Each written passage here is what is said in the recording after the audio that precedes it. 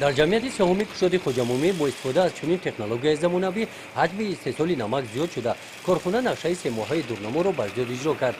барои моҳира исматова ва ин занон кор кардан дар чунин дастгоҳҳо душворӣ надорад.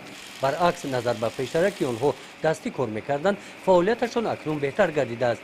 бо истифодаи таҷҳизоти нав маҳсули корашон як маротиба зиёд шудааст, мегӯянд онҳо.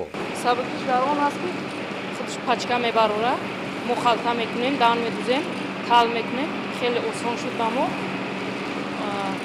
Шукр мекунем ки кори мо хеле беҳтар шуд, осон шуд. Дасти қати хеле душвор буд, ҳозир ба аппарат хеле бо кори мо осон гардид. баъд аз ин гузаштан маош мо хеле бо дигар шуд. баъз чим ки ба даст кор мекардем, ин хеле бо маош мо зиёд шуд.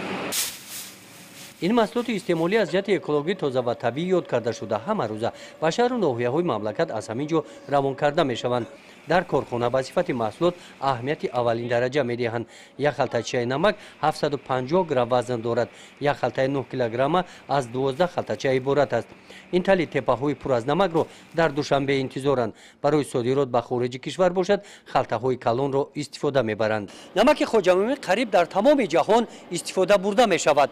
ана ин халтаҳои пур аз бор барои содирот истеҳсол карда шудааст. рӯзҳои наздик ба хориҷи кишвар бароварда мешавад. гузориши хоҷа Аназриев, Худойназар Зуҳуров аз ноҳияи Восе барои барномаи иттилооти Навид.